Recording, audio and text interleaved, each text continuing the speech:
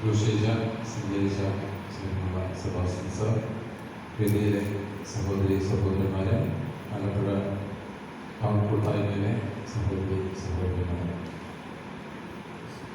കുർബാനയ്ക്ക് മാത്രമേ മുഖ്യകാരണമായിട്ടുള്ളൂ. ആദ്യമായിട്ടാണ് മുഖ്യ പ്രഭാഷണം നടന്നത്. ഇവിടെ എന്താ ഉദ്ദേശിക്കുന്നത് എനിക്ക് പിടുത്തമില്ല.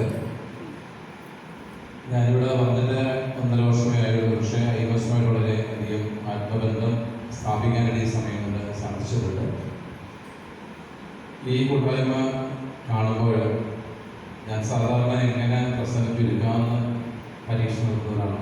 ചുരുക്കിയ സമയം കൊണ്ട് പറഞ്ഞു വാങ്ങും എന്ന് ആഗ്രഹിക്കുന്നതാണ്. ചന്ദ്രച്ച് പറഞ്ഞു തുടങ്ങിയപ്പോഴേക്കും അത് സന്തോഷമായിരുന്നു. ഇനിയൊന്നും പറയേണ്ടത് ഓരോ ചന്ദ്രച്ച് പറഞ്ഞാണ്. അതുകൊണ്ട് ഏറ്റവും ചെറിയ വാക്കുകൾ ഞാൻ അത് പറഞ്ഞ് അവസാനിപ്പിക്കും. സാധാരണ ഞാൻ കഥ പറയുന്ന ഞാൻ അച്ഛനവരെ കളിയാക്കുന്നത്. അപ്പോൾ ഞാനൊരു പ്രസംഗം തുടങ്ങുമ്പോൾ എവിടെന്നെങ്കിലും കഥ പിടിച്ചു പോയാൽ മതി. അപ്പം അതുകൊണ്ട് തന്നെ പൊതുവെ കളിയാക്കാൻ ഞാൻ പറയുന്നത് കർത്താവിന് വേറെ പണിയുന്നുണ്ടായിരുന്നെന്നാണ് മിക്കവാറും കഥ പറഞ്ഞത്. ഉപമായിലൂടെ കർത്താവ് നല്ല സന്ദേശം നൽകി നമുക്കത് അറിയാവുന്ന. അപ്പോൾ ഞാനൊരു കഥ പറഞ്ഞത്. അപ്പോൾ നിങ്ങൾക്കത് കുറച്ചുകൂടി പ്രശാന്തത്തിനോടൊപ്പം യാത്ര ചെയ്യാനായിട്ട് സഹായിക്കുന്നൊരു മനോഹരമായ കഥയാണ്. പല സ്ഥലത്തും പറഞ്ഞിട്ടുള്ള ഒരു കഥ കൂടിയാണ്. അതായത് ഒരു ഗുരു തൻ്റെ ശിഷ്യന്മാരോടൊത്ത് അവരെ പലപ്പോഴും പല കാര്യം പഠിപ്പിക്കുന്നത് അവരെ ഗ്രാമങ്ങളിലേക്കുള്ള യാത്രയാണ്. ഈ യാത്രയിൽ ശിഷ്യന്മാരോട് പോകുമ്പോൾ ഗ്രാമത്തിൽ അവർ സ്വീകരിക്കുന്ന പോലെ അവർ താമസിക്കും, ഭക്ഷണം കഴിക്കും, ജീവിക്കും, തിരിച്ചു പോകും. ഇതാണ് അവരുടെ രീതി. ഒരിക്കൽ താമസിച്ചപ്പോൾ ഭയങ്കര സ്വീകരണം, വളരെ നല്ല രീതിയിൽ എല്ലാവരും സ്വീകരിച്ചു. മാത്രമല്ല നല്ല ഭക്ഷണം കൊടുത്തു, നല്ല താമസ സൗകര്യം കൊടുത്തു, നന്നായിട്ട് ഉറങ്ങാൻ പറ്റി. ഇവരുടെ രീതി എന്ന് പറയുന്നത് പിറ്റേ ദിവസം ഉണർന്ന് അടുത്ത സ്ഥലത്തേക്ക് പോകുമ്പോൾ ആ ഗ്രാമത്തിലുള്ള നിവാസികൾക്ക് വേണ്ടി പ്രത്യേകം പ്രാർത്ഥിക്കുക ഗുരുവിൻ്റെ രീതിയാണ്. ഈ നല്ല പരിചയമെല്ലാം കിട്ടിയ ഗ്രാമത്തിലെ ജനങ്ങൾക്ക് വേണ്ടിയുള്ള പ്രാർത്ഥന എങ്ങനെയായിരുന്നു? ദൈവം ഈ ഗ്രാമത്തിലെ ജനങ്ങളെല്ലാം ചിതറിപ്പോകരുത്, അതായിരുന്നു ഗുരുവിൻ്റെ പ്രാർത്ഥന. ഈ ജനമൊന്നും ഇവിടെയായിരിക്കും, എല്ലാം ചിതറിപ്പോകണമേ എന്ന് പ്രാർത്ഥിച്ചപ്പോൾ ശിഷ്യന്മാരെല്ലാം ഗുരുവിനെ കടുപ്പിച്ചു നോക്കി. ഈ മനുഷ്യൻ എന്തൊരു മനുഷ്യനാണ്, അതായത് നല്ല രീതിയിൽ നമ്മൾ പരിചരിച്ച മനുഷ്യര് അവർക്ക് വേണ്ടി പ്രാർത്ഥന എന്ന് പറയുന്നത് വളരെ മോശമായ പ്രാർത്ഥനകൾ തോന്നി.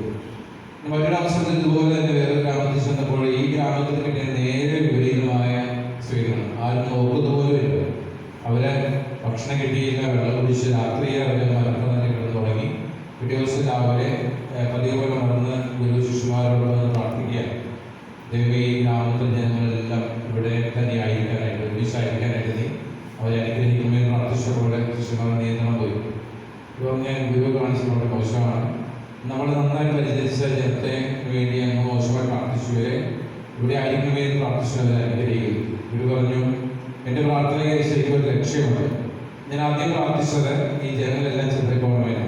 കാരണം ഈ ജനങ്ങൾ നമ്മുടെ ഈ ഗ്രാമത്തിലായിരുന്നപ്പോൾ നമ്മളെ കരുതുകയും സ്നേഹിക്കുകയും ചെയ്ത ഈ ജനം എവിടെ പോയാലും അവർ നന്മയുള്ളതുകൊണ്ട് തന്നെ അവർ ചെല്ലുന്നത് നന്മയുള്ള ഇടങ്ങളായി മാറും. അതുകൊണ്ട് ഇവർ ഇവിടെ ജീവിക്കേണ്ടവരല്ല, ചിതറിപ്പോവുകയും ഇവർ പല സ്ഥലങ്ങളിലേക്ക് പോയി ദൈവത്തിൻ്റെ അനുഗ്രഹമുള്ളവരാണ് ഇവർ. ചില സ്ഥലങ്ങളെല്ലാം ആ ദൈവാനുഗ്രഹം വ്യാപിക്കാനിടയാവും.